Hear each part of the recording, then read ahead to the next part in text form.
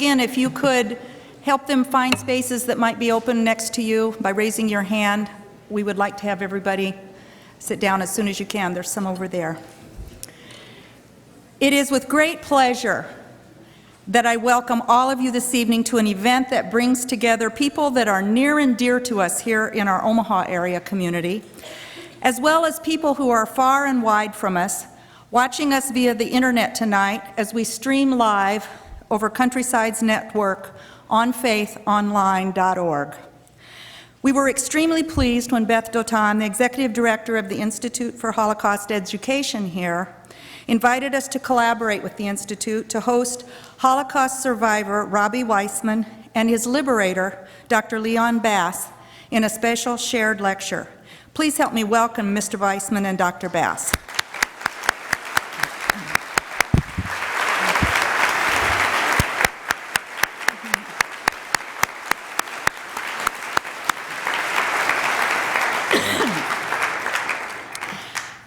The Center for Faith Studies here at Countryside organizes a lecture series each year for the community, and now the larger world via the internet, with the goal of bringing speakers and topics to our attention that will draw us together for education, for critical thinking, for fellowship, and for spiritual growth. Excuse me.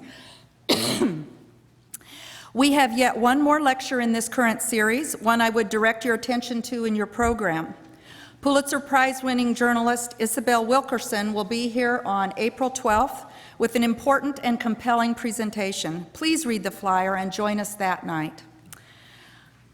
On evenings such as this one tonight and April 12th with Isabel, I laud you for taking the time to gather for something very precious and important, for stories and lessons that bear witness to the human spirit and hope. Thank you to everyone in this room and watching this broadcast for your presence and your support and your desire to learn. Our evening will be amazing.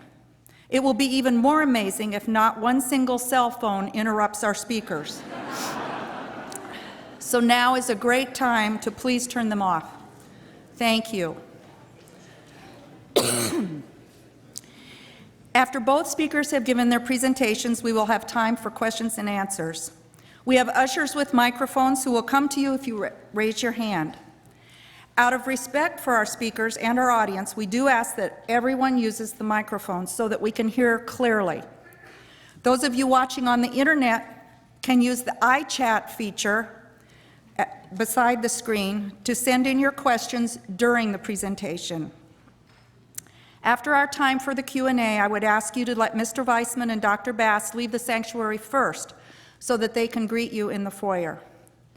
So with all of those housekeeping details out of the way, I now welcome Beth Dotan, Executive Director of the Institute for Holocaust Education, to the podium.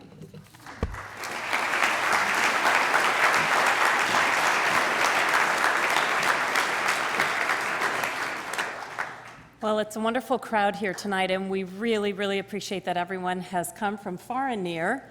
And we have a group of students from O'Neill and a group of students from Lincoln and many places in between. On behalf of the Institute for Holocaust Education, my staff, Laura Stasny and Hillary Fletcher, and I would like to sincerely thank Cindy Kugler and the amazing network here at Countryside and the Center for Faith Studies for once again co-sponsoring what we promised to be an unforgettable evening. We are also grateful to the Herbert Goldston Trust for supporting this evening. The Institute for Holocaust Education has had the fortune of bringing many voices to the community, those who tell their personal testimony as eyewitnesses to the history of the Holocaust, some of whom are even here with us this evening, survivors and liberators who have spoken in our community. This week we are doing so through a week of understanding stories of survival and liberation. 15 survivors and liberators will be in 12 schools and venues from Omaha to Oahu.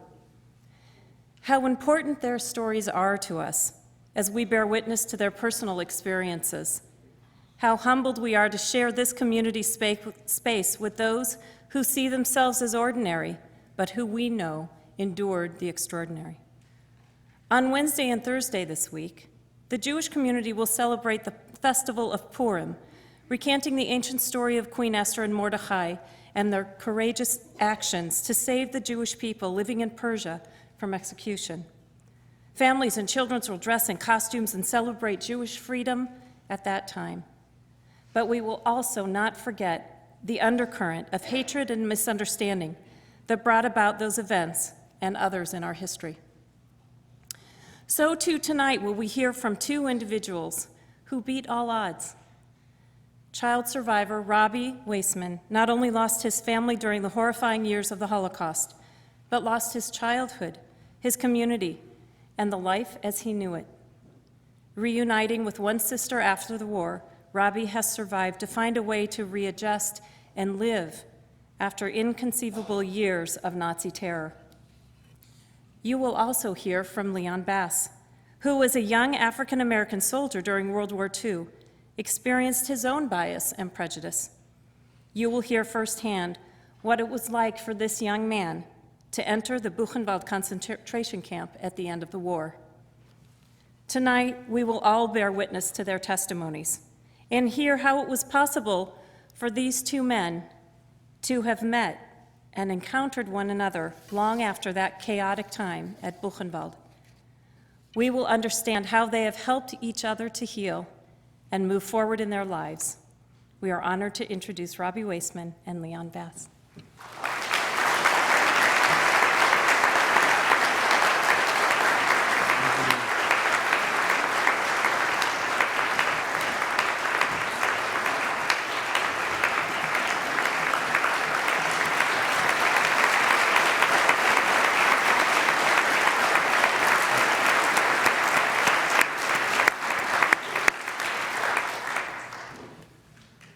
Thank you very much, Beth. Good evening. I'm delighted to be amongst you this evening. And before I start, I want to tell you how I feel being with my liberator, my friend, Leon Bass. There's a word in Yiddish called a mensch. Now, how to describe that? The definition of this word is complex and impossible to translate. What comes to mind is caring, decent, passionate, righteous. These are but a few words that describe you, Leon. After all the horrors that Leon witnessed, he could have just as easily put them all out of his mind and go on with his life. It would have been less painful. But because of who he is, a real mensch, he became committed to use what he has witnessed firsthand and become a powerful lesson against racism and hatred. And our friendship is impossible for me to describe. Whenever I am with Leon, I just feel exotic. I can't describe it any words. And you're in for a treat listening to him later on.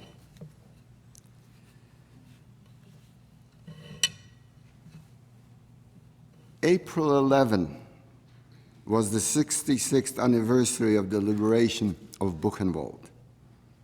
I am a survivor of that infamous and dreadful place where death was a constant companion. I celebrate April 11th as my birthday. Although I was only 14 years old, for that day I was reborn again into freedom. When the Americans liberated Buchenwald, we were euphoric. I will never forget the feelings. The soldiers were larger than life. They symbolized freedom, a new beginning. And for the first time, I saw black men.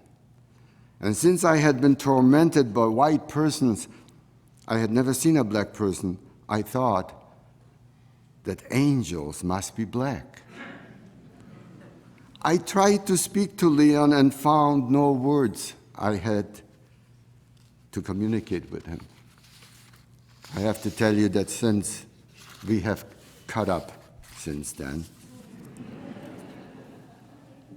Ultimately, a few days later, some men arrived to sort out the puzzle about what we were all about. The soldiers looked around and they were surprised that there were youngsters like myself. They wanted to know, who are these kids? Where do they come from? What were their nationality? Why are they here?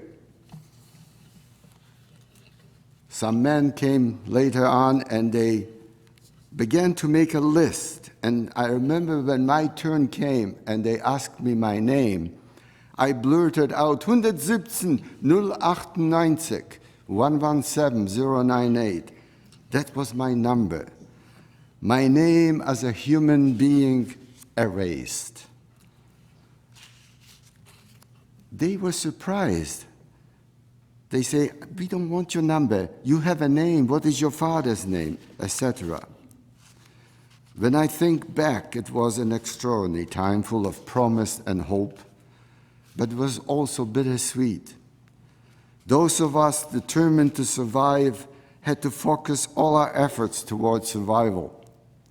We wanted to go home and be reunited with family, for we soon realized that home was no more, and that families we loved had been brutally murdered. But after emerging from the abyss, thoughts and feelings returned. Questions bombarded me. What now? Where is my family? Has anyone survived? If not, what is the point of my own survival? Those wonderful memories no longer existed. Everything shattered. The enormity of the Holocaust was not yet known to any of us. How will I recapture feelings so that I could laugh and cry again? How do I learn to trust again? It was not easy to relearn these ordinary skills of life that had been shattered over a 6-year period. We were also sure that when the American soldiers, when they saw us, when they saw the consequences of Nazi racism and brutality, that they would ensure that such things would never happen again. We, the survivors, were certain that the leaders and the citizens of the world would say, never again, and commit themselves to turning those words into reality. Never again, noble, thought-provoking words, but only if we act upon them. Only then do these words become meaningful. Today, 66 years after my liberation, the promise of never again has become again and again. And there have been a number of situations that have tested the world's resolve. In Cambodia, the former Yugoslavia, Rwanda, and now Darfur, people have been and continue to be victims of genocide. My eyes have seen unspeakable horrors. I am a witness to the ultimate evil. I am a witness to man's inhumanity to other human beings. My mother, father, 4 older brothers were murdered by the Nazis and their collaborators. So were my uncles, aunts, cousins, and friends who had been my schoolmates. To this day, I cannot grasp how I managed to go through hell and survive.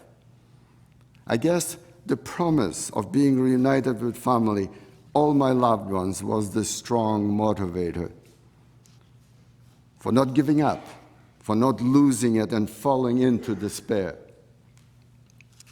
But having gone through hell and the dehumanizing process that ensued, the concentration camp experience was impossible to shake. During the Holocaust, there was no place for thought or feelings. We existed for the moment and using every effort, every moment to survive. What was it like to survive the Holocaust and that nightmare? Let me take a few moments to give you a glimpse of some memories. Some are good, but I also have some that are horrific. I remember thinking, I must go home. My family is waiting for me. Then the questions began. Where are they? So much devastation. How do we cope with so many losses, including our humanity? We became angry and outraged. We were 426 youngsters among 20,000 adults in Buchenwald. We were brought out to Écueil, France for our recovery and were told by psychologists that we were sociopaths who would never recover. We had to relearn how to be normal. We had to learn to cry and laugh. And how do we love again? It was not easy to achieve these very necessary, simple tasks. The resiliency of the human spirit came to the rescue. Most of us forged ahead in schools and in business, raised families, and contributed to our communities. In fact, we count among the Buchenwald children such personalities as my friend Elie Wiesel, Nobel Prize winner, and Lulek, Israel's recent chief, Rabbi Yisrael Meyer Lau, and his brother Naftali Lau, Lavi, who was Moshe Dayan's right hand, as well as Israel's ambassador to the United States. What made recovery of any kind a possibility? It was the power of memory. The good impressions left by my loving family gave me the strength to want to survive, and after liberation, provided the template for the values required to have and live a decent and caring life. It was the anticipation of being reunited with family, that glimpse of heaven, kept hope alive. That thought alone gave me the strength to overcome enormous obstacles and helped me to focus on one thing only: survival, no matter what. Before the war, I lived with my family in Skarżysko, Poland, not far from the capital, Warsaw. Being the youngest of 5 brothers and 1 sister, life was absolutely wonderful. I was spoiled and very much loved. I often think of the short time with my entire family at home. Although the years were few, the impressions on my life have been profound and everlasting. I'm so fortunate to have these cherished memories, those wonderful memories of home with my family. To this day, it gives me a warm feeling. The joys of Friday night, the adventures of my 4 older brothers and my sister Leah. I shared their aspirations and hopes for the future, and I wished I were older so I could copy all the wonderful and exciting things they were able to do. I could not wait to get older so I could emulate all those marvelous things. The feelings of warmth and security, the joy stayed with me throughout these horrible years. In fact, it sustained me during those horrific, tortured years in the camps. My mother's constant devotion and love overflowing for all of us kids. How I've missed her over the years. And being the youngest, I received more than my share and loved every moment of it. My older brother Chaim had just come back from military service. He was an officer in the Polish army. He was my James Bond. He was 007. He was married to a beautiful girl by the name of Golda. And before they married, I had a crush on Golda. She was gorgeous. She had a ringlet on her forehead like a question mark turned upside down. I was 8 years old and I was in love with her. I gave her up when she became engaged to my brother Chaim. Wasn't easy. Their firstborn was a beautiful boy named Nathan. I was so proud to be an uncle. So you see, I was compensated for giving up on Golda. Nathan was not yet 3 years old the last time I saw him. His mother, Golda, was young and beautiful and could have easily gone to work in the ammunition factory after the Nazis established the ghetto. But she would have had to give up her little Nathan. She refused to be separated from a little boy and instead was sent to the Treblinka gas chamber. So many other Jewish mothers did the same. When I think back before the war, there was nothing was ever going to change this feeling of contentment and security. I was wrong. When fears began to be expressed all around me about the impending war, I did not worry. I felt completely safe with my family, the love and the strength. I felt protected. My father believed in a civilized world, especially the civility of German people. Germany, after all, he used to say to our worried friends and neighbors, have they not produced great composers, writers, and on Beethoven, Schuller? And Germany's Jews were highly regarded with considerable influence, well integrated into professional and artistic life there. 1939, the war breaks out, everything changed drastically. After the Skarżysko ghetto was liquidated, I was interned in the ammunition factory with my dad and two older brothers. I cannot help remembering the anguish in my father's eyes as we both witnessed the brutal murder of my brother Abram, who was 3 years older.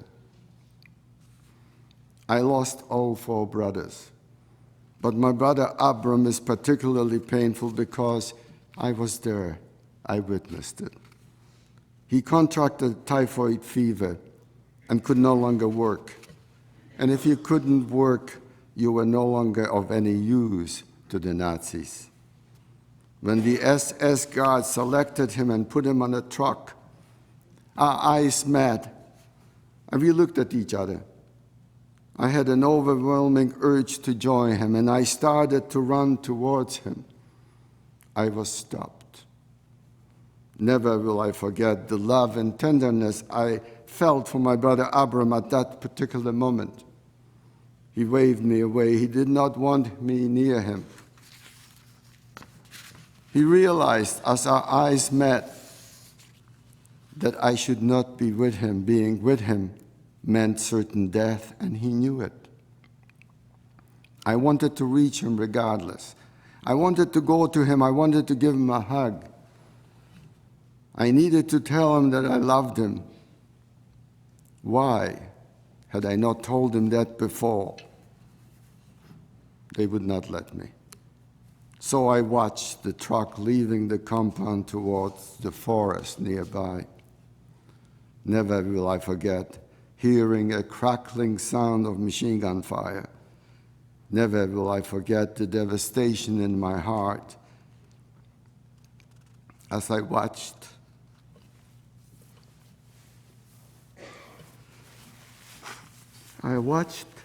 in horror as the truck returned empty. Why did he die? How can I come to terms with this deed? What was his crime? He was born Jewish. I have vivid memories of my father as being a tower of strength to all of us in the family, as well as the whole neighborhood. Everyone used to come to our home for advice. My dad was known for his compassion and good counsel. Folks in the community used to respect my father. During those dark years, we worked in the ammunition factory in Skaržisko in 12-hour shifts, 7 a.m. to 7 p.m. My job consisted at first stamping anti-aircraft shells with the initial FES. My quota was 3,200 every day. I worked day shift and my father night shift. We only saw each other on Sundays, the only day when we did not work. I used to look forward to that day. The rest of the week we used to look for one another as we marched to and from the barracks back to the munitions factory, and would always find each other, and we would wave to one another as we passed. After my brother's death, that first Sunday, I looked at my dad and I noticed a broken man, completely dejected. The change was drastic. I could not believe my eyes. His black hair suddenly turned white. I asked him, "Dad, Tata, what is wrong?" He did not reply. I looked up and I saw a tear running down his cheek. The strength that was always there was gone. I was 11 years old. I needed him to be strong. I needed him to reassure me that everything would be all right. He couldn't. I became angry with him. Where is my father that I knew and loved? Now that anger has come back to haunt me. I now feel I failed my father, and I'm sorry for my behavior. You see, I did not understand or appreciate his pain. I did not know the details that I would find out many years later. When the ghetto in Skaržisko was liquidated, my father's beloved Rivkala, was sent to the gas chamber in Treblinka. He already knew it. I didn't till much later. He kept it from me.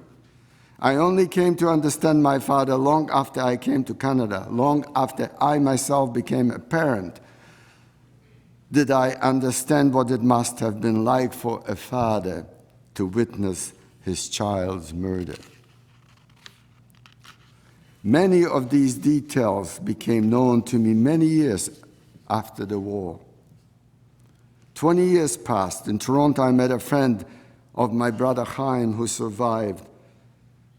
And up to this point, I was sure that he's alive. He's James Bond. He must be behind the Iron Curtain. And he proceeded to tell me how my brother died. They were organizing an escape, and it failed, and the entire group was shot. I did not know. I was devastated hearing it. He also told me that my father was there witnessing this horrific act. This my father also kept from me. Can you imagine that kind of horror and anguish for a parent to endure? In the days that followed, I looked for my father going to work at the beginning of the week so I could wave to him like I always have done, Monday, Tuesday, Wednesday. But on Thursday, he was not there. I often wonder how he died. Did he run up to the electric fence like so many did when they couldn't take it anymore? It was quick. Was he simply shot when he did not walk fast enough and fell behind? Another way to invite a bullet. Or did he die of a broken heart in one of those bunks? My father believed in humanity. How devastating all this must have been to him. I search for answers. I only find more questions. How could anyone remain sane and go on functioning as a human being when humanity was destroyed in front of our eyes? Most of all, how do you come to terms with the tragic loss of our loved ones, fathers, mothers, brothers and sisters, friends we grew up with, our childhood, our innocence, everything gone? How was it all possible? We started questioning the existence of God. How could this happen to us? And yet, in the concentration camp, I saw people around me continuing to pray to God. And we looked for him and expected him to come to the rescue, but did not see him. Before the war, we all came from Orthodox homes, rich in heritage and tradition. But after coming out of the terrible abyss, the darkness, we questioned angrily. Yes, what we learned at home from our parents was not lost. The sense of humanity slowly returned to us. Our faith was shaken, yet in spite of it all, we remained true to it. In those dark days in the 40s, the Nazis were relentless in the killing of Jews. They did it with impunity. My friend, Nobel Prize winner Elie Wiesel said it best, and I quote, "The Nazis did the killings, the Jews did the dying, and the world was oblivious and indifferent." Many others were targeted, but Jews particularly were singled out. Again, while we know that not all victims were Jews, but all Jews were victims. And it seems to have gone unnoticed, the unique destructions of Jews did not stop the forces of genocide from killing millions more throughout Europe, where the Gypsies, homosexuals, Slavs, the list goes on and on. It was left to us to serve as a reminder of what happened then can still happen now. The Holocaust, we were told, was so unique that the lessons of tolerance and understanding for all humanity will have been learned for all time. What happened then long ago in my time wasn't supposed to occur ever again, yet it is happening in many parts of the world. Every human tragedy has its own unique context. Our own experience with the Holocaust has taught us that evil must be recognized and that we have a responsibility to ensure that it never happens again to anyone. And yet, I must ask, have we learned nothing from the past? What is the world doing about it now? When I lecture in high schools, I try to convey to students and teachers the pain of my experience in order to inspire them to prevent such events from occurring again. By being a witness to history, I believe that our young people are learning the lesson from us, and that they themselves will also become witnesses and work diligently for a better world. I see hope in their faces, and they are eager to act.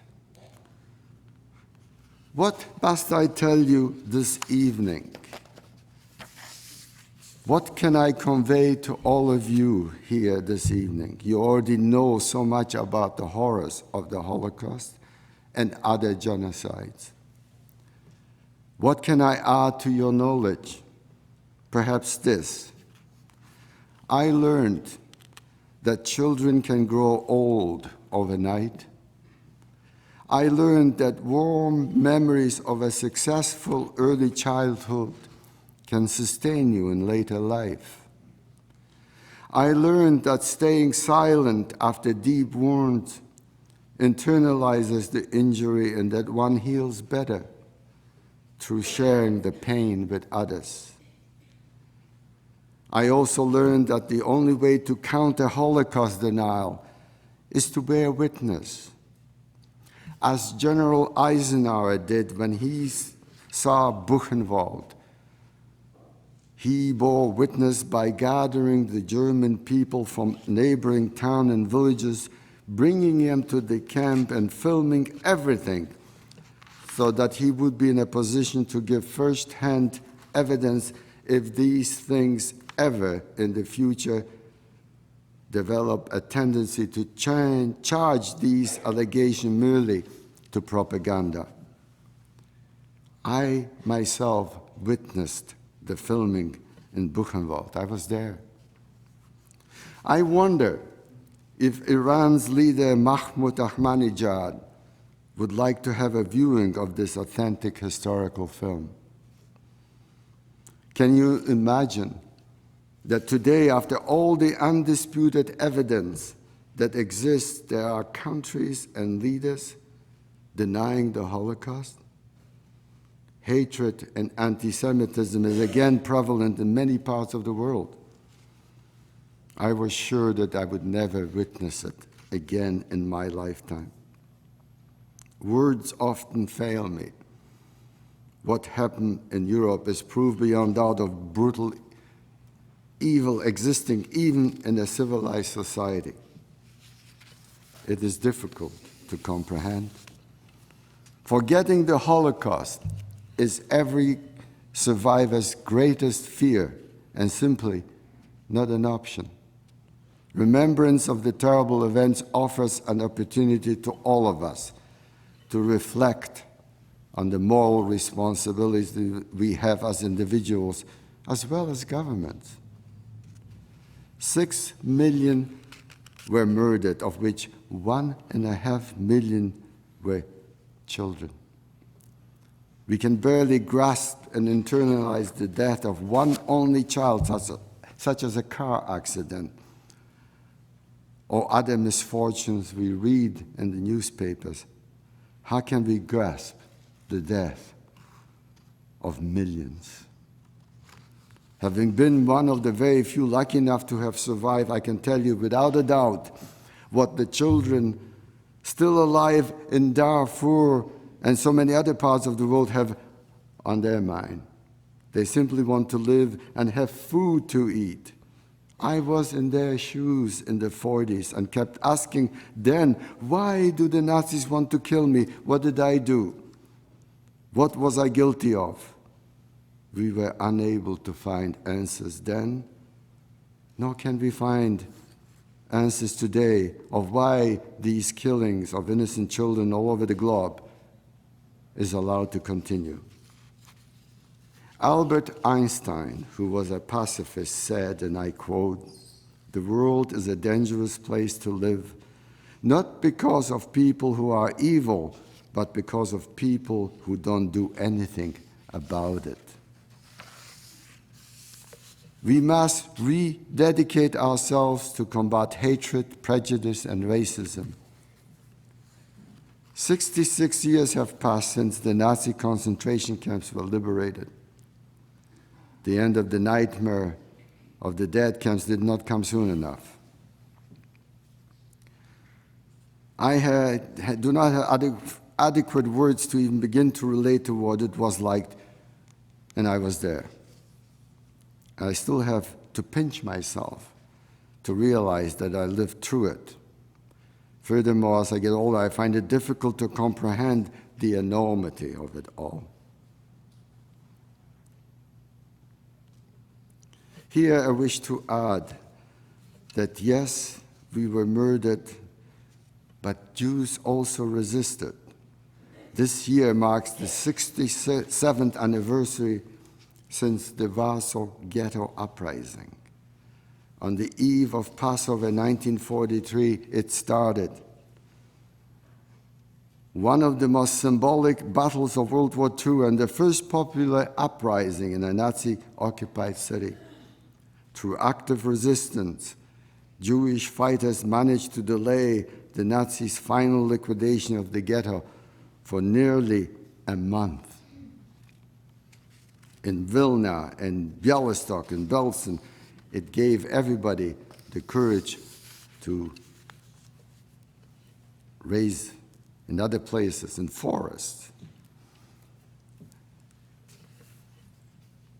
Ledor vedor, generation, that's a Hebrew word, generation to generation, is a concept in religion that ensures that the teaching and knowledge of faith is passed from generation to generation.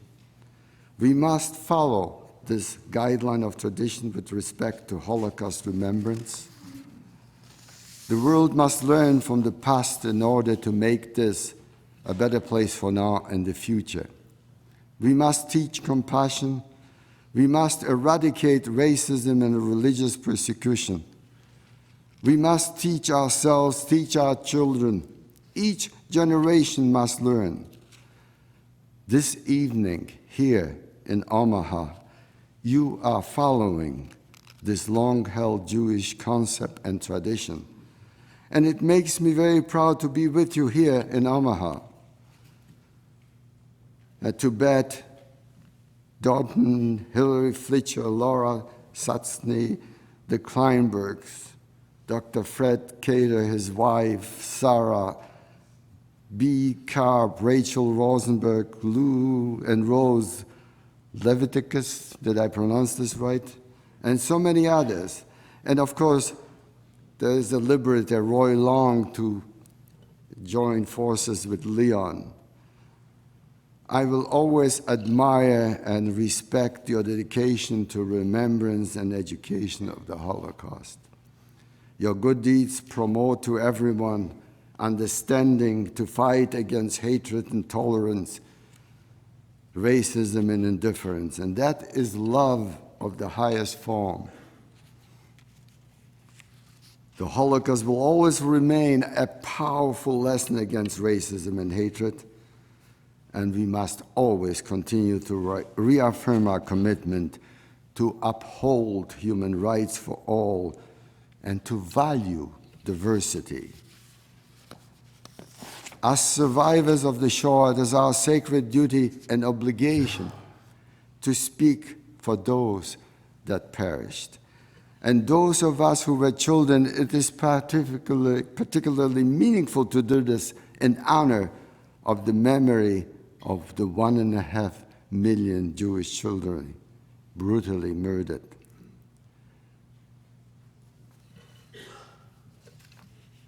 Simon Wiesenthal of blessed memory said, "I believe in God and the world to come.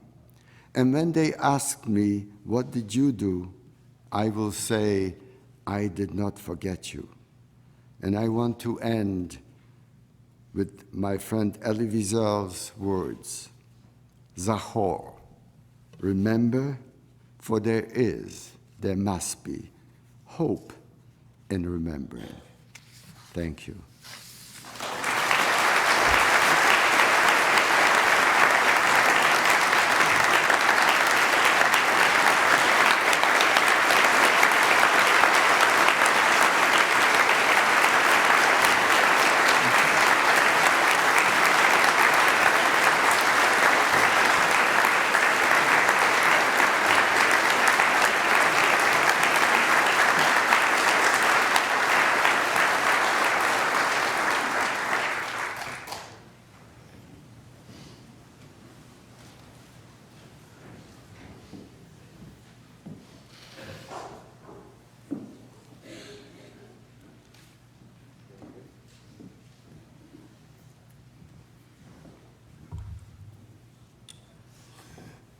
Good evening. It's a pleasure for me to be here and to be with Robbie. Somehow we reinforce each other. And every time I meet him, I feel invigorated. I feel as though I have something to say. So I'm here to speak with you today on this time of understanding. And I want to speak about three things. I want to speak about racism, yes, anti-Semitism, and the Holocaust. All three impacted on my life and caused me to think and feel as I do today. And so I want to share those thoughts and feelings with you this evening. It all began for me back in 1943 when I completed my high school education. But when I came out of high school, our country was fighting a war. So I did what so many young men were doing at the time. I volunteered to be part of the United States Army. But it was that decision that brought me face to face with institutional racism. It happened on the day that I was inducted into the service. I went down to the induction center in Philadelphia with some of my friends. They happened to be white. And when we got to the door of the induction center, there was a sergeant standing there. He took one look at me and he said, "Go this way." He looked at my friends and he told them to go this way. Now that was done because back in 1943, all of our armed forces, the entire military, was segregated. My country, our country, practiced and promoted institutional racism. And by doing that, my country was saying to me, "Leon, you're not good enough. No, you're not good enough to serve your country with white soldiers." So they separated me from my friends. I was sent down into the deep South for my basic training. My parents were born in South Carolina, but I never got too much information about how life was for them when they were growing up. But when I got down into Georgia, I found out. Georgia, Mississippi, Texas, Louisiana, Arkansas, and in all these places, every one of them, the people living there, the people I'm going to protect, I took an oath, I'm going to protect and defend them all. But they were telling me I wasn't good enough. But I knew better. But I went into Macon, Georgia, on a hot summer day. I walked around that town. I wanted to see what Macon was all about. But I got thirsty. I see this public water fountain. I walk over to it. And I'm so naive. I walk over and I leaned over to drink, and someone grabbed me and said, "Hold it, boy. You don't drink here." I was shocked at what he said, but then he pointed to the sign. And so my education began. I was on maneuvers. I was what they call war games down in Texas and Louisiana. And on this day, I was with the lieutenant, and he at lunch at the luau, and he decided he wanted to eat lunch. So we drove into, I'm trying to remember the town now, to get lunch. But we drove up in front of the restaurant. He got out, walked over to me, and he said, "Private Bass, I'm going to meet you back here in just about 1 hour." He walked away. He walked into the restaurant. He left me standing on the sidewalk. Well, I was hungry, so when I saw this man passing by, I approached him and said, "Mister, can you tell me where I might get something to eat?" And he looked at me, and that voice of his is, "Boy, you can get something in this restaurant, but you're going to have to go up the alley around the back and knock on the door. And when they come, give them your money and your order, and they'll bring you the food. And you could find a place like back there where you might sit down and eat." Again, I was being told that I wasn't good enough to eat in a restaurant. In Mississippi, good old Mississippi, I'll never forget it. I got aboard the bus. I saw the sign. My education is spreading now. The sign said colored must be seated at the back of the bus. Well, I go to the back of the bus. But when I get back there, I discover all of the seats in that section were already filled.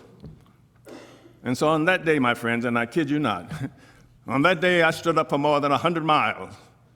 And I looked at empty seats in the front of that bus that I was not permitted to occupy. And there I stood, dressed in the uniform of my country. I'm pledged to do all I can to keep these people safe in this country. But I wasn't good enough. Oh, what a damnable experience to have when you're 18 years of age and you volunteered to serve your country. Well, my friends, there was very little I could do about that situation in 1943, except to keep the pain that comes with rejection, to keep it down here inside. But finally, the day came for my unit, the 183rd Engineer Combat Battalion, to have overseas duty. So we left from Boston. We crossed the Atlantic Ocean to England. We stayed in England 2 or 3 months getting our equipment together. And then the day came for us to leave to go over into the continent. So we went across the English Channel to Le Havre, France. And we drove our vehicles up to France. We parked them alongside the road outside of a small town. You see, we had to wait for orders.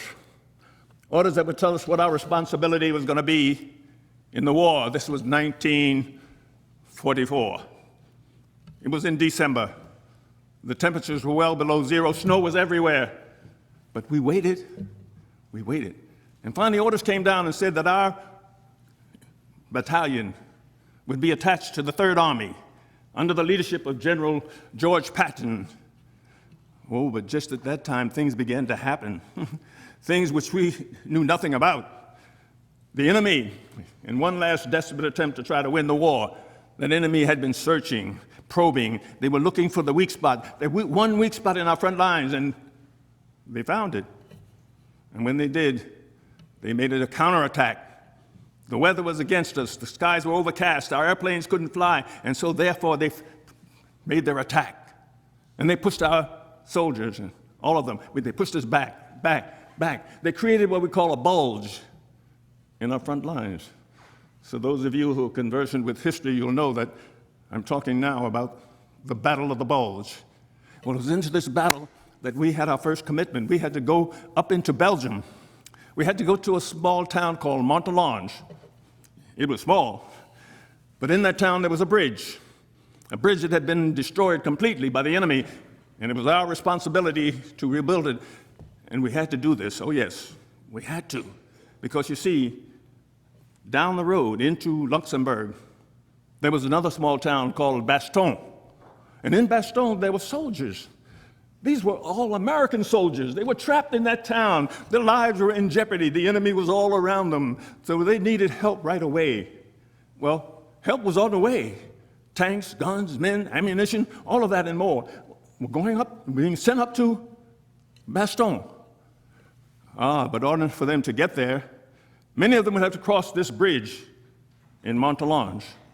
So you see, we had our work cut out for us. We had to rebuild that bridge, so we began to work. We worked night and day. In spite of the weather, we worked. In spite of the shelling of the all the heavy guns that they had. In spite of all of that, in spite of the airplane that would come over daily, strafing machine gun bullets and trying to bomb the bridge.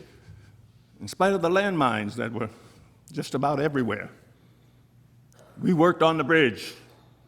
We finished that bridge. We finished it on time. And all of those resources, tanks, guns, men, ammunition, all of that went across the bridge. They went down into Luxembourg and into Bastogne, and they helped defeat the enemy. And that was one wonderful day, a glorious day in the lives of so many. What a wonderful experience that was for me. But my friends, we better remember, whenever we fight a war, so many of us pay a heavy price for glory. And I found out about that one day. One day I was standing alongside the road in the snow, and I was watching these trucks go by. These were grave registration trucks with the bodies of American soldiers piled high atop one another, and I stood there looking at that. I said to myself, Leon, what are you doing here? You could end up that way. What are you doing here? And then I asked the pivotal question that had been on my mind for such a long time. Leon, what are you fighting for? My friends, I asked that question because I remembered something. I remembered I couldn't get a drink of water at a public water fountain back home. They wouldn't let me have a meal in a restaurant back home. I couldn't get a seat on a bus back home. So what was I doing here? What was I fighting for? Look, I didn't have all the answers. I was just 19 years of age. But I was trying to put things together. I was trying to understand why my country was putting me out in harm's way to fight and maybe die, to preserve all those wonderful things that every American should enjoy. And yet at the same time, I was being told every day in so many different ways that I wasn't good enough to enjoy what I was fighting for. It was a terrible thing for me to have to wrestle with, but I did. But the war went on. My unit had to go with it. We went through the rest of France, Belgium, Luxembourg. We went into Germany. We followed the enemy. all up into Germany. I saw places I'd never seen before, but I read about them in the books. Frankfurt, Cologne, Dusseldorf. One place was called Bad Kreuznach, finally Eisenach, and one day there was Nuremberg. The months had gone by. It was now 1945. I heard rumors that we were winning, we were defeating the enemy. Those were the rumors. But at that time, we received orders to go up into East Germany, to go up near a place called Weimar. So we drove our vehicles up there. We began to set up our camp.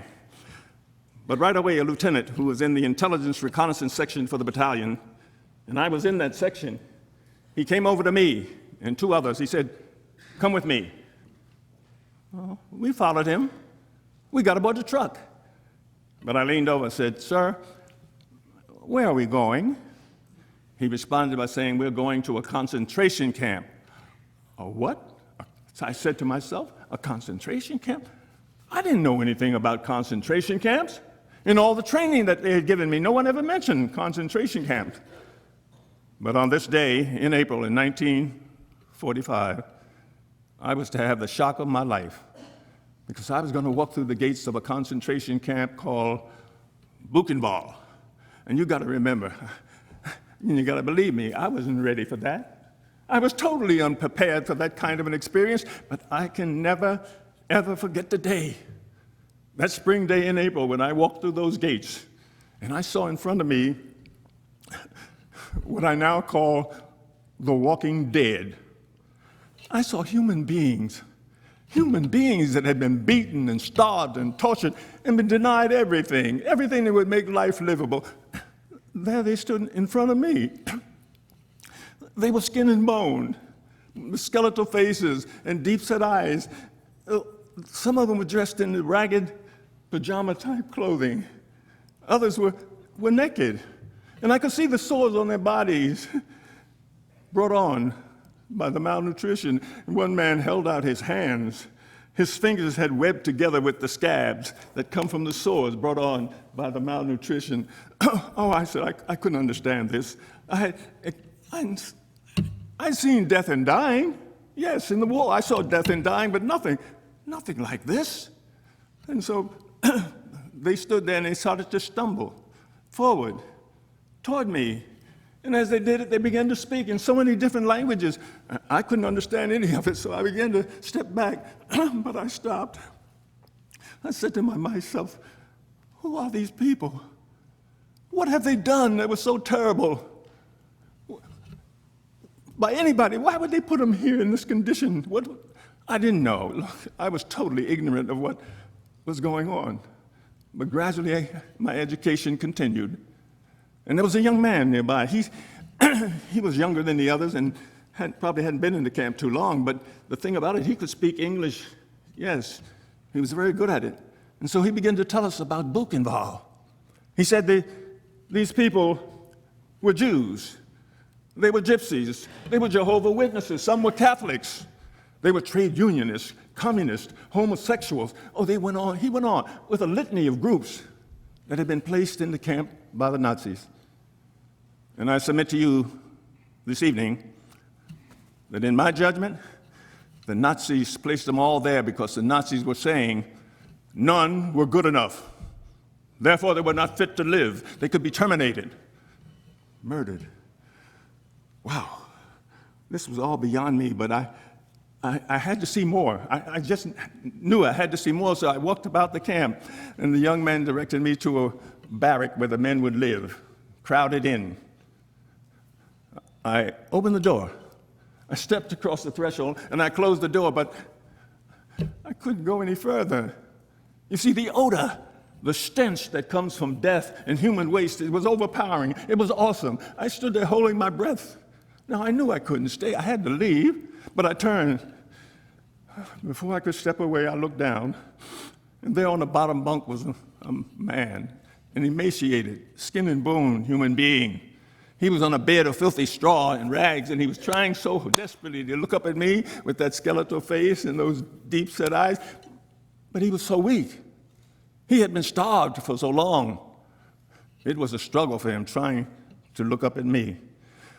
But Finally, he did. He looked up at me. He said nothing, nor did I. And so then I opened the door, stepped across that threshold, and closed the door. The young man said, in another building, you will find all parts of the human anatomy in jars of formaldehyde. Now, this is where I discovered for the first time that the Nazis did medical experiments on human beings at Buchenwald, often without anesthesia. So I went in, and I saw all these jars filled with formaldehyde. I saw the place where they put their prisoners on for their operations. And then I saw how they operated and would take the part they wanted to keep and put it in the jar and put on a label. Well, I couldn't read German, no. But I could see. I saw it all. Eyes, ears, fingers, hearts, livers, kidneys, genitalia, all of it was there. Someone had done some artwork on a piece of human skin. Human skin. There was another lampshade in the room. It too was made out of human skin. Oh, my friends, that's enough to boggle your mind. But I saw that. I did. I had been in the camp maybe 4 to 5 hours, and in all that time I didn't see any children. So I asked the man, where are the children? He said the children were in the camp. Look, I didn't see them. But as I was leaving this building, I saw the clothing of the little children that didn't survive. Up against the wall, there were mounds of clothing, caps, sweaters, stockings, shoes for little babies. There were the booties. I saw all of these things and more. They belonged to the little children. But I never saw a child. Finally, I walked past the dead and the dying towards another building, and when I got close, I could see the dead bodies stacked up about 4 feet high, stretched about as wide as from where I'm standing to the first seat here. They were against the building called the crematorium. Well, I was inquisitive. I wanted to know. I went inside, and I saw 6 ovens. 6. I walked over and I looked into one, and I saw what was left of someone who had been placed there. I saw the man's blackened skull. I saw the rib cage. I saw the bones and the ashes. The young man said, on a given day, the Nazis would come with a truck. They would remove the ashes from the ovens, and they would be transported to a farm. And they would spread those ashes all over the farmland as human fertilizer. The young man said they believed that in time that would enrich the soil. And then they could grow the food that would help them feed their army, the Wehrmacht. By this time, I'd seen enough, more than I want to even talk about this evening with you. I was upset. My stomach was sick, and I just had to get away from that. But while I stood there, I realized that I was not the same anymore. Something had happened to me. Oh, I was this angry young soldier when I came into this camp. I didn't believe I had anything to fight for. I felt my country was bad to me because I was black and I couldn't go here and I couldn't go there and I couldn't do this. But now I could see a bit more clearly. My blinders came off. My tunnel vision dissipated. I now understood that human suffering is not relegated to just me. No, that pain and suffering that I saw there could touch all of us, every one of us. Yes. So I was transformed. My own outlook was different. I now realized that I did have something to fight for. There was a reason for me to be here on this day in April.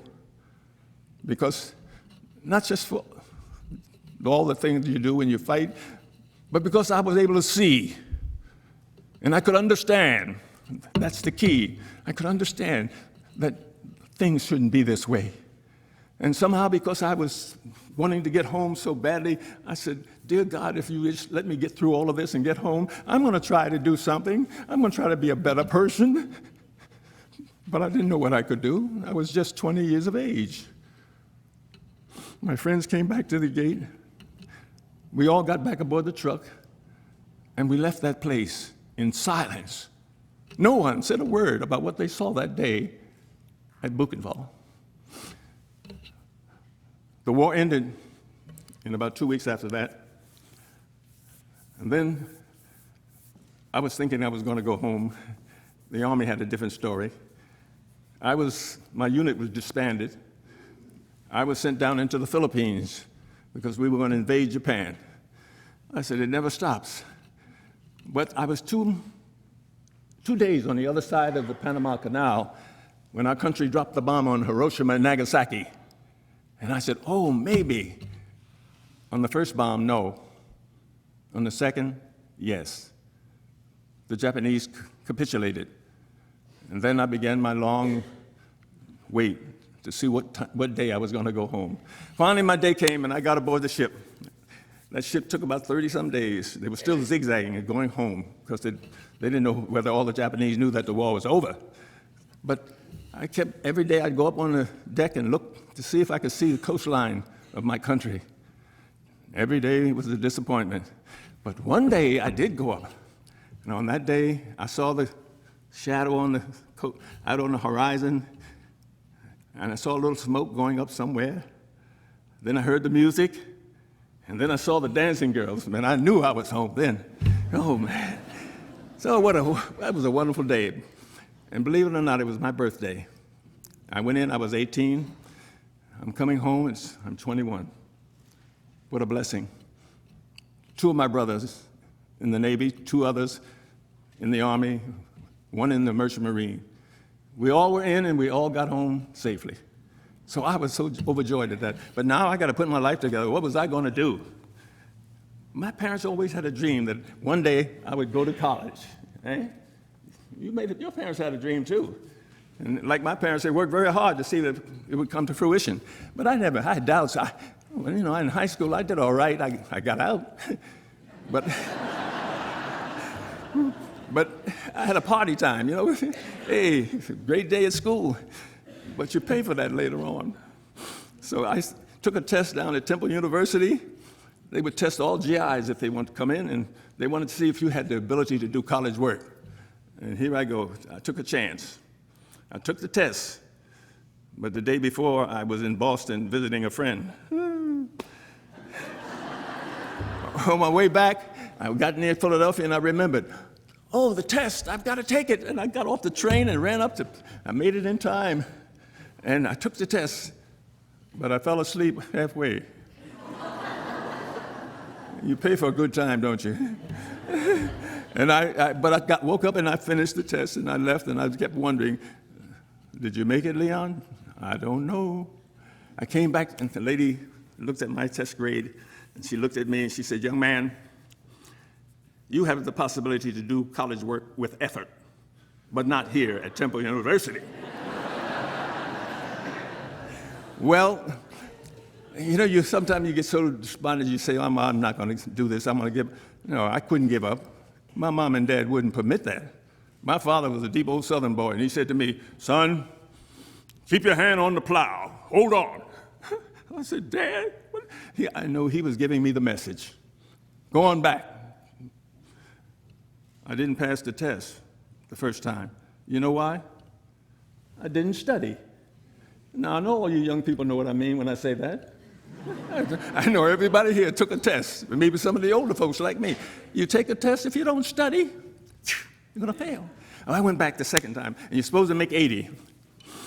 I had studied this time. Maybe not enough, but I studied. I made 79.4. Close. That was all it was. Horseshoes and what? That's the thing. I don't know. I can't remember that one. But I went back again. Here went my dad. I said, Dad, I didn't make it. He just looked at me with that look he had. And he had a lot of witticisms from the side. He said, son, don't worry about the mule going blind. Just get on that wagon and hold the line. My dad was a smart man. He knew how to get over to me with all of those witticisms, but he was telling me, you don't give up. No, you don't back away. You stay in there, give it your best shot. So I studied night and day, really, night and day. I used to meet the milkman. He was coming. What are you doing up so early? I'm studying. He said, for what? I didn't tell him, but I was studying. I went down and I took the test. I aced it. I passed. And it made me an elementary school principal. Oh, man. I was a happy young man. You know, first time in my life that I felt I was going to do something special for my parents. But I had doubts. So I go out to this school in Pennsylvania called Westchester State Teachers College. You might have heard of it. You might be looking around for college. I'll recommend it. They may not recommend me, but I'll recommend it for you. But I went out there with my GI Bill in my hand. I'm going to be a college student. I go into the college office, and I said, I would like very much to become a student at your college, sir. He looked at me in a strange way, and he said, young man, you have to go back to your high school. High school? You've got to go back to your high school and tell them to send me a transcript. I said, what's a transcript? They said, that's a record of all the grades that you have earned while you were in high school. Oh boy, I'm in trouble now. But I go back. I send that transcript. And then I looked at it when it came to me after I don't know how many days or weeks. And finally I opened it and I read it. And it said, Leon Bass, you have been accepted at Westchester State Teachers College as a student. And gave the date. I said, hallelujah. Woo! I'm the happiest young man I'm the first one in my family to go to college. I was so proud and happy. But then my happiness disappeared. You see, I found out, because when I waited, I wanted to find out what dormitory I was going to live in. Who was going to be my roommate?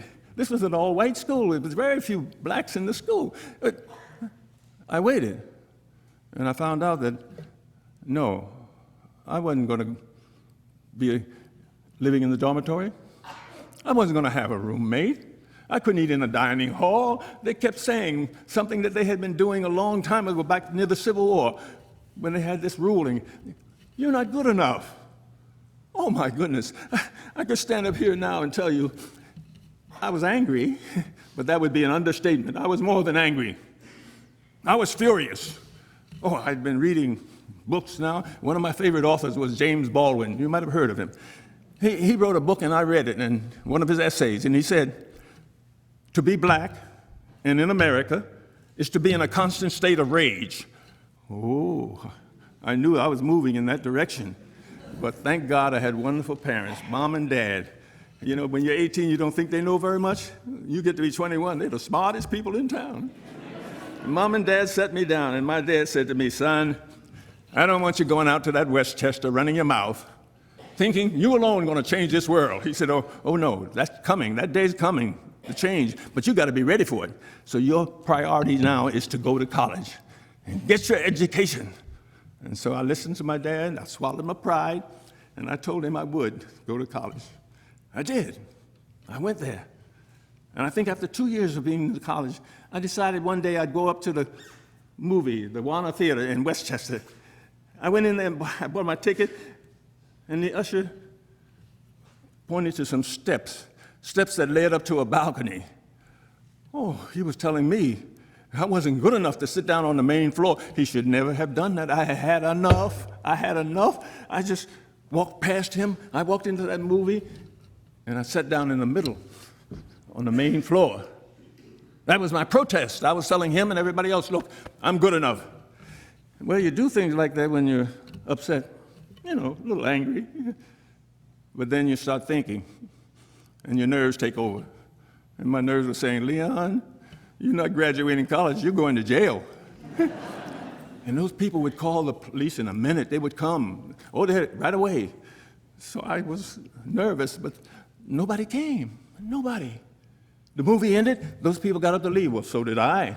But as I walked out, I looked to my left, I looked to my right. I thought the policeman was there waiting for me. But nobody had come. So I kept walking. And I walked outside of that movie. I walked up the highway towards the school, towards where I was living. And with every step, I got taller and taller. I must have been 10 or 15 feet tall. You know why I felt that way? I felt that way because I had come face to face with evil. And I didn't become evil. And that was the most difficult thing I'd ever done in my young life.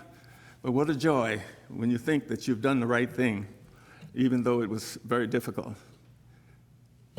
Graduated from Westchester in 1949, got out in 3 years by going to summer school. That's a tip. I was in a hurry. I had enough of Westchester. I wanted to get out, and I got a teaching position in Philadelphia. I'm going to teach in an elementary school, a small black elementary school, separate but equal. That was still the law of the land.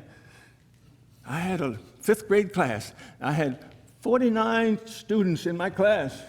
40. Any of you you ever had 49 students in your class? Oh boy, well you missed a lot. That was the most difficult thing for me to do. They came to school every day. None of them would ever stay home. But my friends, with all that difficulty and the fact that so many of them needed so much help, it was a joy working for their young people. And I had such a wonderful time, tired every day when I would get home, but there was a kind of tiredness I knew let me know that I was doing the right thing. I found my niche. I was going to be a teacher. So I worked hard at that school. But the one thing I couldn't seem to overcome is that the youngsters had a thing about violence. That was the way they solved their problems. You did so-and-so to me. I'll see you outside at recess. I'll see you outside on the way home. And they put this like in my black both your eyes. I said, what are they doing? And then parents began to tell me, I'm in school. These kids are 4 blocks away. We're fighting. You have to do something about that, Mr. Bass. What was I going to do? I can't follow all of them home, but I had to do something. So I didn't know which way to turn. And one day, the clarion voice of Dr. Martin Luther King came out of the Deep South. And he was saying on this radio, he was talking to me, and well, not me alone, but everybody. I thought he was talking to me. He said, you can solve your problems, you can change things, but you don't have to be ugly. Do it without violence. Do it with love. I said, what are you talking about? Love all these people? He wanted me to love the people who are kicking me in my tuchus and who beating my kids, want to burn my children. He wants me to love them? He's out of his mind. But that man was persistent. He didn't stop. They tried to kill him, bombed his home, almost killed his children, stabbed him in New York. Yes, threw rocks and bricks, because he was a leader. He wasn't a follower, but he believed in what he was talking about, and I couldn't fathom this. I'm trying to struggle and hold on to those values my parents had given me. Mom would always say, don't fight in school. She said, come home, run. Well, I wasn't much of a fighter, but I could run, and I would come home. But now, this is a different situation. I have all these young souls in front of me, and I have to come up with something. How can we change things? So I worked at that school for a number of years, doing everything I could. But then, one day, I joined with a group of people, 250,000. We went down to Washington with a march. We went down there to confront the Congress and the world and tell them that we were good enough and it was time for things to change. And we waited out in front of Lincoln Memorial on that hot summer day. We waited for this giant of a man to come out and speak to us. He walked out there on that platform, and I looked at him. He was a little guy. But he opened his mouth, and he began to speak, and I recognized him for the giant that he truly was. He said things I needed to hear, things my children back at school needed to hear. He spoke of loving, of caring, of nurturing, of compassion, of respecting everybody, no matter who and what they were. And then he talked to these young people about excellence in school. He said, you may go to school. Some of you want to be doctors, and lawyers, and engineers, and teachers. Yes. But some of you might not want to be. Maybe your job will be to sweep the streets. So be it. But if you sweep the streets, he said, I want you to sweep the streets like Beethoven wrote his music. You sweep the streets like Michelangelo painted those pictures. You sweep the streets like Shakespeare wrote his poetry. In other words, you be the best, no matter what it is that you do. Wow, I was mesmerized. And then he talked on, and he said, I have a dream. I have a dream that one day people will be judged not by the color of their skin, but by the content of their character. I have a dream, he said. And I cried, yes. I stood there crying. All around me, people were crying, rich people, poor people, white people, black people, Jews, Gentiles, Catholics, Protestants, you name it, it's like a smorgasbord. All of them crying unashamedly. What a beautiful day. I came back from that inspirational session with him, and I said, I'm going to try to do something more. And that's when I became principal and placed at an all-black elementary school. Yeah. Oh, no, I'm sorry. I had a white janitor. Okay. You caught that one, didn't you? Yes, it was true. I did. I had an all-black school, but I had a white, wonderful guy who was my custodian. And then they came to me one day after 2.5 years at that school, which I enjoyed so much and I learned so much. And they said, we're going to integrate the schools more fully, and we're going to send you to an all-white school. I said, where? He said, an all-white school. I was not ready for that yet, but I felt that Dr. King was trying to do that, bring people together so they could understand each other. So I said yes. So I had apprehension going up there, and I think they were a little worried too about my coming. But it's amazing what happens with proximity if you work with it. And we did. And that became a really wonderful joy. It was a love affair between me and all those teachers and all those young people. But then I went to Houston, Texas on a convention for elementary school principals, and we were sitting there waiting for the game to start. They flashed on the scoreboard out in center field. Dr. King had been shot. Oh, my God.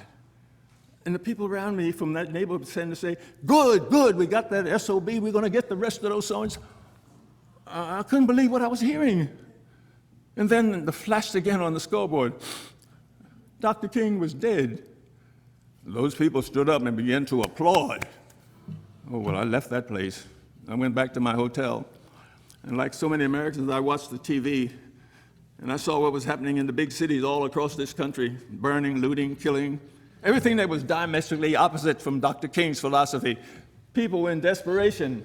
I thought maybe they were desperate because they felt they had lost their dream, because they had lost the dreamer. That wasn't true, but that's the way they perceived it.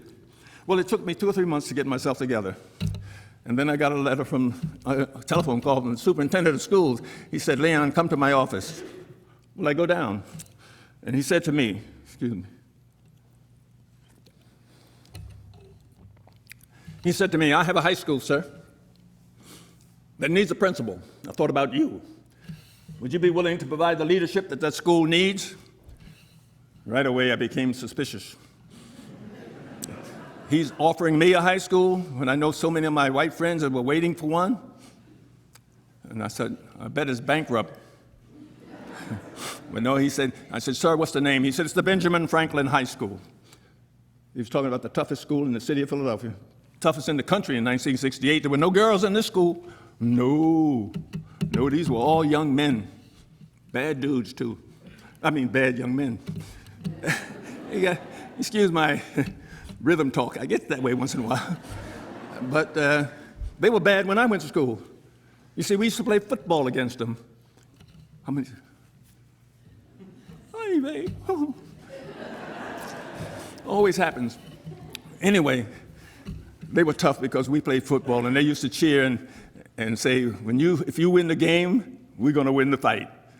And I used to leave early. I never waited. To make it a long story short, I stayed at that school trying to bring order. Very difficult school. But they taught me a lot. Yes, they were tough, but they needed a lot, and they wanted a lot. And they wanted somebody who would hang tough with them and help them. And that's what I tried to do. I tried to give them love. Love means sit down and shut up, keep quiet. But you can't do that until you pay your dues. When they know you're fair and you're real, you're not a $3 bill, you're not a counterfeit, yeah, they'll listen, but you got to pay your dues. I paid mine. And then I had to make sure the school was what it's supposed to be.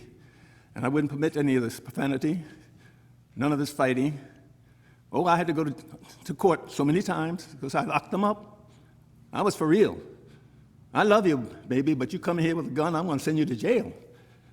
But I love you, and they couldn't understand that. I guess they thought I was crazy. But I felt that was the thing I had to convey to my teachers and as well as to my students.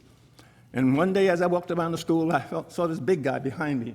I didn't know who he was, but I asked in the office, I said, who's this big fella following me? They said to me, that's your bodyguard. Now I knew where I was. But no, I went there. But one day while I was there, I went to a class because I heard the noise. I looked into the class. Yeah, 5 minutes. You got to negotiate, right?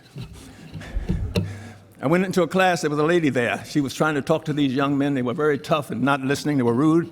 And I found out she wasn't a teacher. She was a visitor. She was a survivor. She had survived a survivor's camp, one of the worst camps in Europe at the time. It was Auschwitz. And she had come to speak to these young men. She wanted to share her pain, and they weren't listening. So I stepped right up front. All right, fellas, hold it. Cool it. Listen. What the lady is saying is true. I know it is because I was there. I saw it. They got quiet. She shared her pain. And when it was all over, they shook her hand. They looked at the numbers on her arm that the Nazis placed for identification purposes. They walked out of that classroom in silence. And that has never happened with these young men.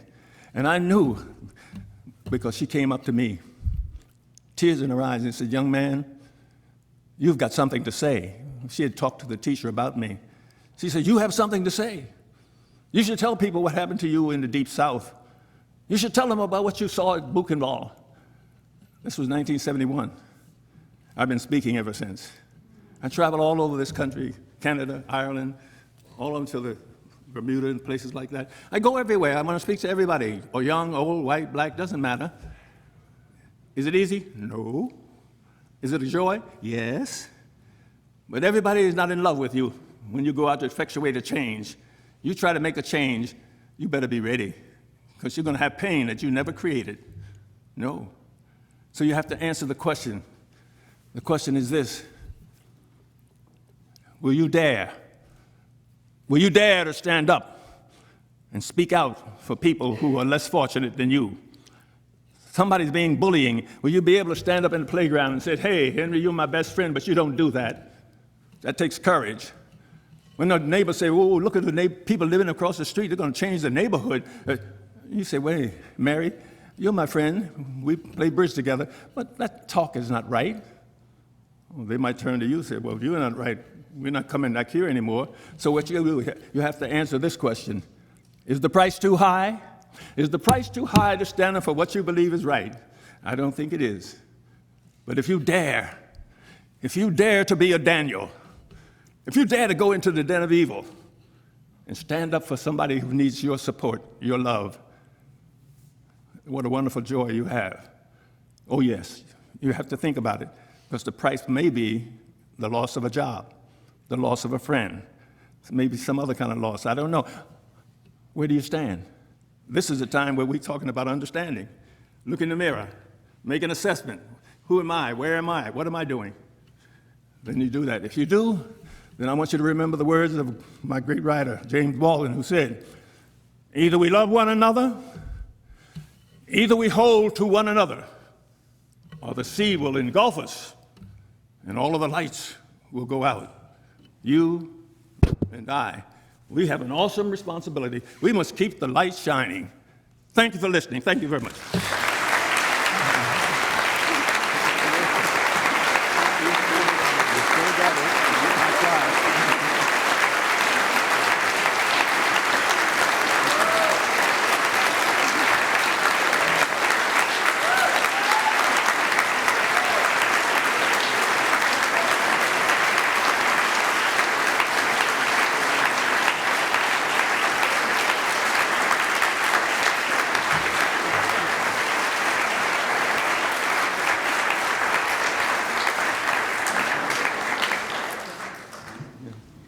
Push the button.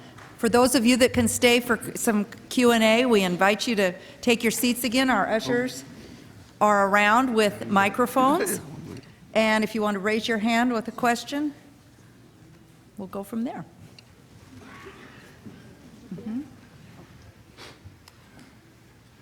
Ooh. They can hear you now. Somebody's got to start. Here they are, right there. Mr. Waisman, I wanted to know how you found your sister and how long it took you to do that. It took me 6 months to find her, and just in time because I was really getting disillusioned about my survival. The Red Cross would travel all over the DP camps in Germany and make a list of all the survivors. And I was already in France trying to catch up in my schooling when I looked at one of those lists and found her name. And I left school, I left the home I was, and took a train to meet her without a ticket. And I remember they were looking for tickets, and I would go around in the other train. Nobody was going to stop me to be reunited with my sister. And it was just absolutely wonderful. It gave me hope again. Because, before,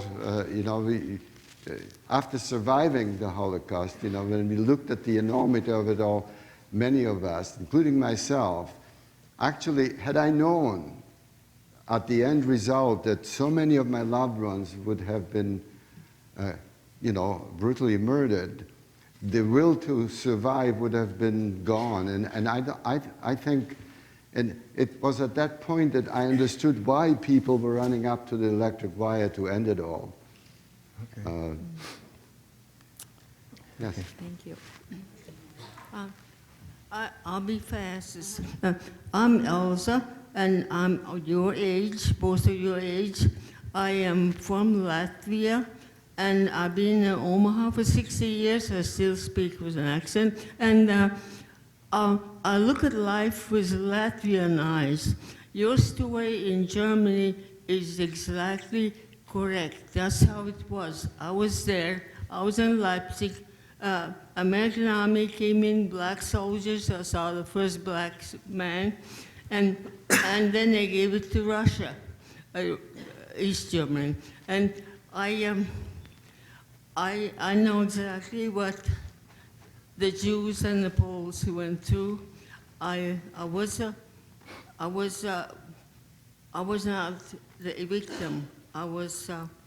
We were occupied by Germany, but still. And about the. Do you have a question for the gentleman? No, yeah, okay. About I have a question about the soldier. I doubt if he's what he is saying, because with my Latvian eyes, there's got to be a fighting Irishman in a woodpile somewhere. Oh, Thank you. thank you.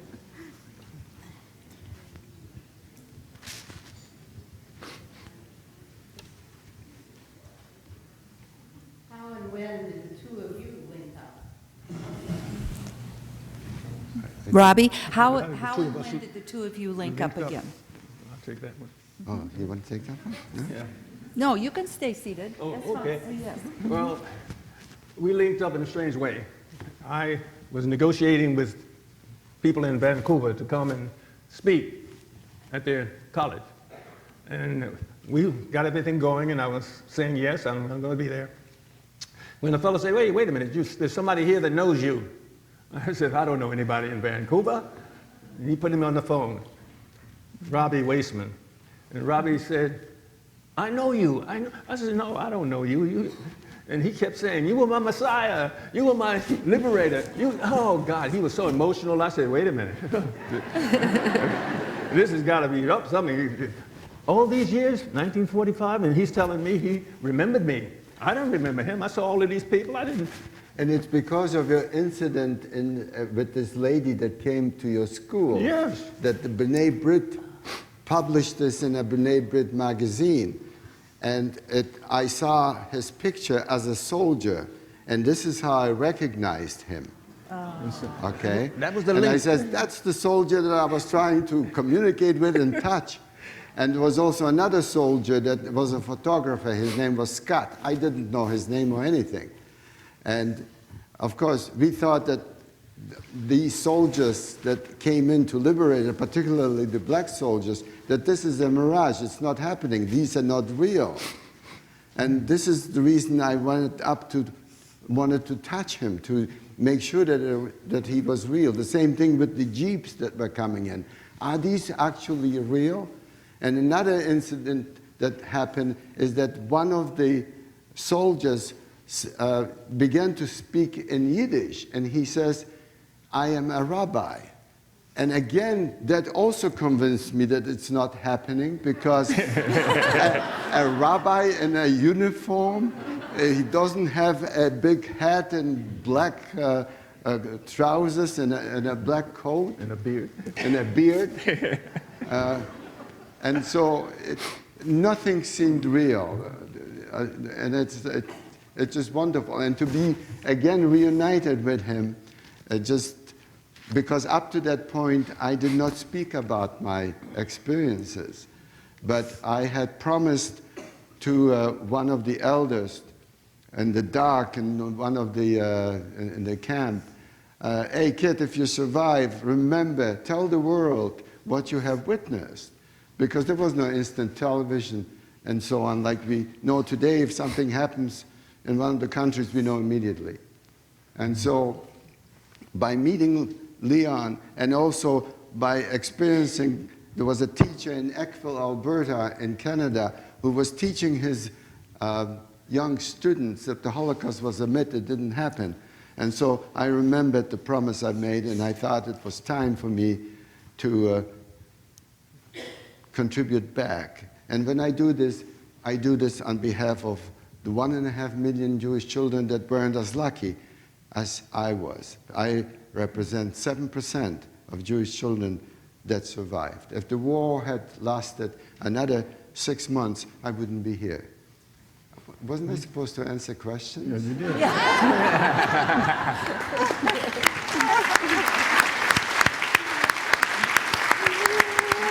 That was good. This is for Mr. Waisman. I have been reading a lot of books lately, and I have 2 questions. One, have you been back to Buchenwald? No, I haven't gone back. It's a very good question. My wife, who is a native of Canada, always said, "Well, you've suffered enough. Why do you want to go back and be tormented all over again with all these memories?" But I have to tell you that as I age, I have a need to go back and to find my home where I was born, and to acknowledge to my parents, yes, your baby made it, and I have a son and daughter, and I am the proud grandfather of Kira, who is 6, and Ava, who is 8. And when I give him a bath, mind you, the older one already put me on notice that she wants privacy. So this year, I was invited several times, but this year I wasn't able to say no, and I'm going in April with the March of the Living with a group. Very good, very good. And then my next question to you was, after everything that happened and all that you saw, how did you put one foot before the other one again? Again, it's a very, very good question, because when we arrived in France, because we couldn't go home to Hungary, to Poland, wherever we came from, as I said earlier, we were examined and helped with all kinds of people, you know, that were willing to help us go on with life. But we were enraged. We were full of anger. Why did this happen to us? And of course, psychiatry wasn't as advanced as it is now, and nobody understood our pain. They told us to shut up. Don't talk about all your experiences. And of course, that was the wrong thing to say. But there was one Professor, Manfred Reinwitz, from the Sorbonne, who would not give up. And after giving us all kinds of ideas of how we should concentrate and go back to school, you know, I can't repeat what we told them to do, but you can imagine. But one day, as he was walking away, he turned around and there was 3 of us standing, and he called my name. He said, Romek. That was my name before I changed it. And he said, what do you think? If your parents would stand where I am standing right now, what do you think they would want for you? And he just walked away. That was it. And we looked at one another, and it just resonated, just like the other shoe dropped. Mm-hmm. He was so right on. We survived, so we had a duty and obligation to at least make our parents proud and go on with life. And indeed, all of us did, as I mentioned. We have a Nobel Prize winner. We have little Lulek, who became the chief rabbi of Israel, and on. I can mention all my friends. And also for 20 years, we did not communicate with one another. And then I guess everyone had this experience. We had to put all this aside, make a life. And then we've had many reunions, and the boys of Buchenwald, we communicate. On April 11, I locked myself in my office and wait for telephone calls and make phone calls to Australia, to Brazil, everywhere where some of these 426 boys landed up. And we celebrate our life. We celebrate. And when we get together, we never speak about our experiences. You know what we talk about? We brag about our children and their accomplishments. Yeah, all right.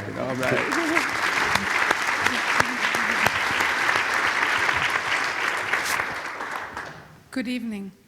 My name is Renat Chase, and I'm originally from Israel. I have a question to both of you. Did either one of you ever travel to Israel, to Yad Vashem? Have any of us traveled to? Did either of you ever travel to Israel? No. To Yad Vashem. Oh yes, we had a reunion day in the year 2000, and the boys of Buchenwald were filmed in there, and we of course were at Yad Vashem. Mm-hmm. And in fact, I have contributed various items to Yad Vashem. Well, I never made it to Israel. It's been on my agenda for a long time, and every time I got an invitation, I had another commitment. And just recently, he's gone on the March of Living. We were supposed to go. Leon was supposed to come with me, but let's be honest, I can't walk too well.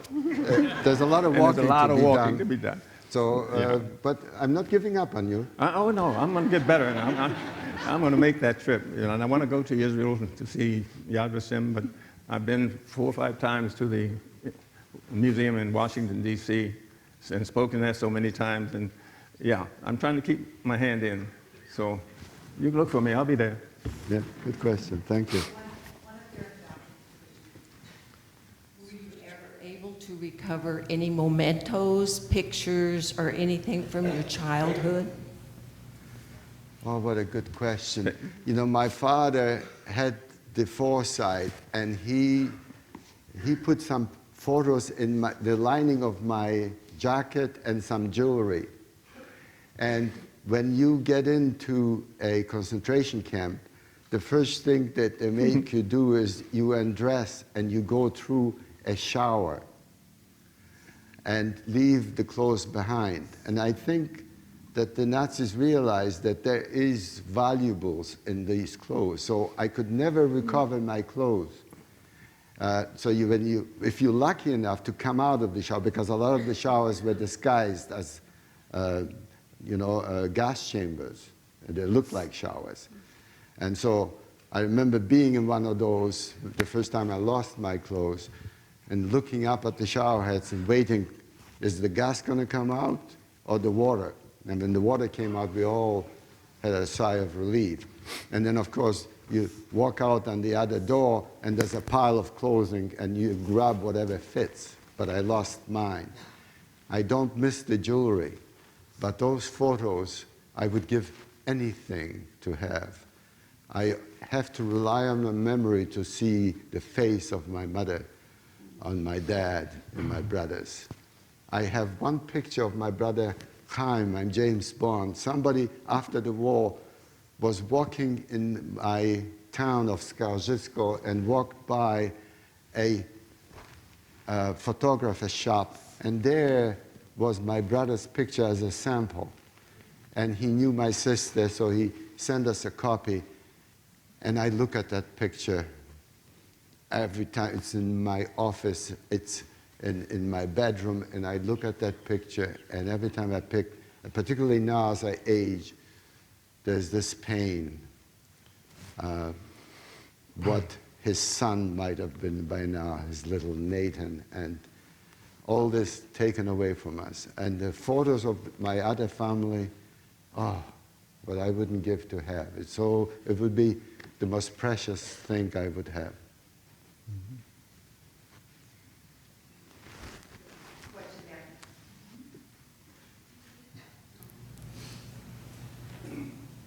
You alluded to the fact that you still retain your faith, and I wonder how that's possible. If you believe in God, why? Oh, I could speak to you about that for some time. As I mentioned before, in the midst of all these horrors, there were people that would not give up, and they were praying. And there were others who were mocking them. What are you praying for? But, you know, as I said before, what we've learned at home, and I'm fortunate in that sense, because there were many children that were hidden and that didn't have. I had 8 years with my parents, and those 8 years have served me to this day. What they instilled in me is just forever, and including the belief in God. But instead of asking where was God, like many of us, including myself, kept asking, I began to ask, where was man? God is in all of us. How was it possible that man allowed these horrific things to happen, all these genocide? How is it that even today as we speak, those things are happening? And that's the question that we keep asking over and over again. Why? Okay. Oh, Barcelona.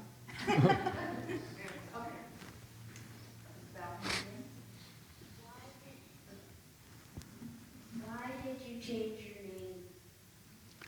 name? Oh, I did not change my name. Oh. My name remained Waisman Robert, but arriving in Canada, people did it for me. I said, Romek, it's too difficult. You are now Robert, but I'm still Romek. And Waisman, actually, there was a very well-to-do family in Paris, France, who offered to adopt me. They were quite well-to-do, but it meant leaving my name behind, and I wouldn't do it because I survived and I want to retain the name. I just changed my first name, Romek, but I'm still, my wife still calls me Romek, and many of them, all the friends that I mentioned before, the Buchenwald boys, when they phone, and if they speak to my wife, Gloria, she says, is Romek around? She knows, one of your boys is calling.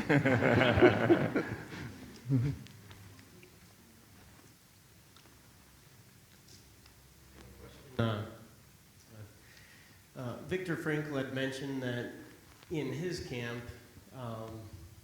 when it came to the guards and the prisoners, you would think that there'd be a clear line between good and evil, but there wasn't. And did you have the same experience where you witnessed any form of decency in any of the German guards? Yes, I that did. helped the prisoners? By the way, Viktor Frankl's is an excellent book to read. In fact, that book helped me to understand my own survival. In this book, if you remember, in the midst of all these horrors, Viktor Frankl is dreaming of having a beautiful supper with his wife and making love to her. Well, I didn't have similar experiences at my age, but what did I do? I was thinking of my mother's chicken soup.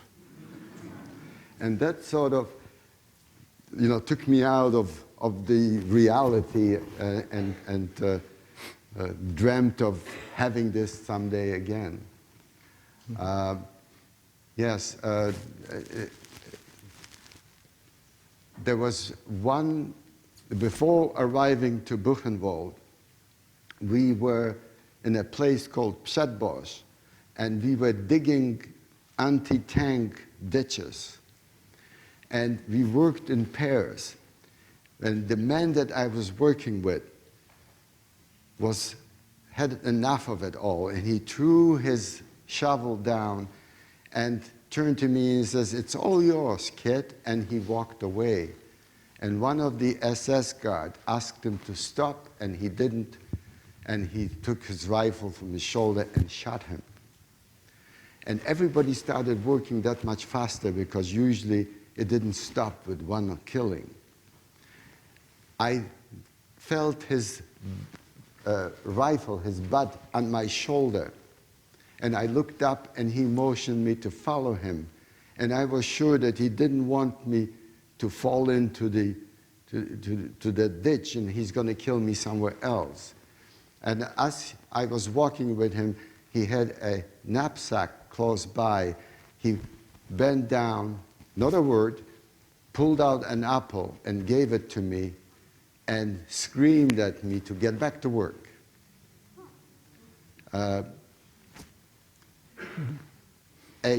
Sort of a spark of decency. Maybe he was sorry that he just killed somebody and his redemption was in letting me live and giving me an apple. You can take it in those ways, but I look upon it as one of the kinder things. And I have some other things, but...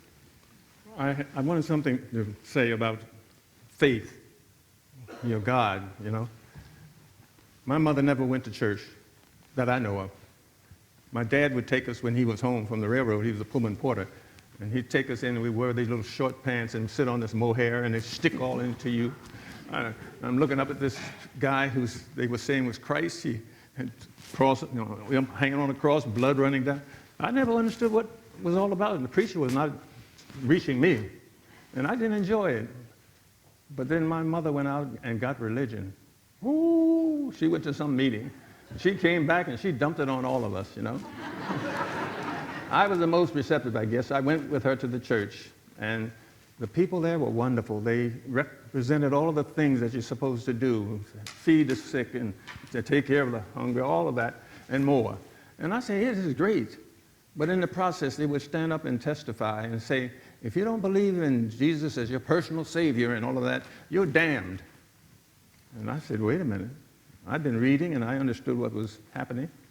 So I told my mom, they're saying that this wonderful God, omnipotent, merciful, kind, is going to reject people because they don't believe as the same thing as others.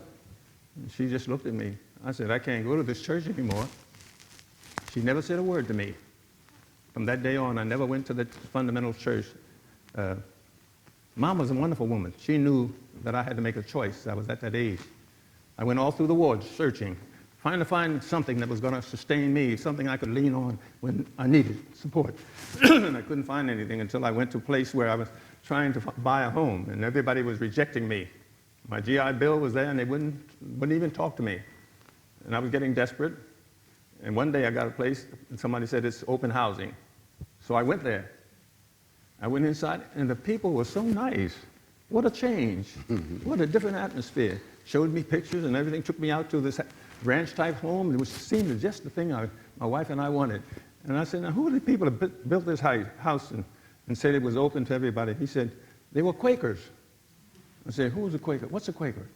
And they went on to display that this group of people believe that they're that of God in everybody. I turned to my wife, I said, this is home. We signed up. And we went to live there, and I got to know not just about Quakers, but it had all kinds of people living there. You can say they were rich, poor, white, black, straight, gay, it never mattered what they were. They were all living in harmony. And so I share that with you because sometimes you think your parents don't know much, as I said, but Mom knew. She didn't try to dump that on me when I was speaking out and letting her know I was old enough to make my own choice.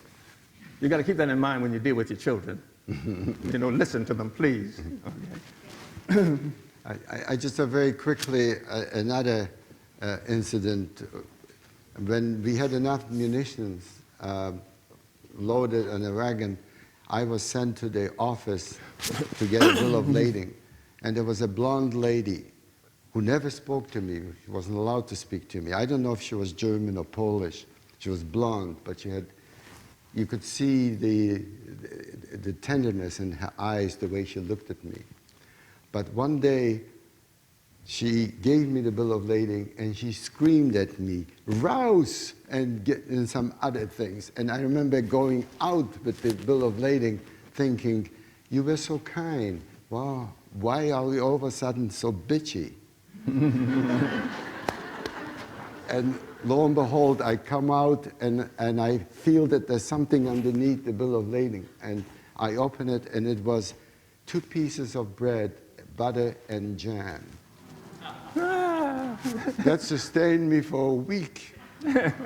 Now, she risked her life to do this and mine, but I didn't care. I would do it all over again. In fact, she kept repeating it several times.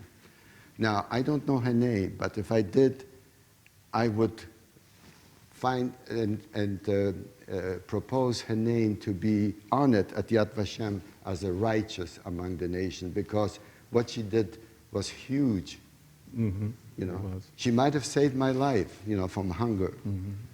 So I'm glad you reminded me this, because to show you that in the midst of all these horrors, there was a spark of humanity.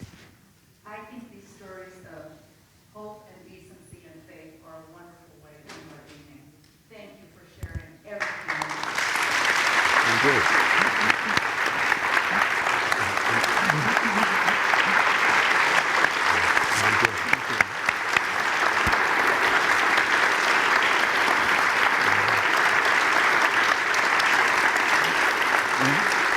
You want to go down here? Yeah.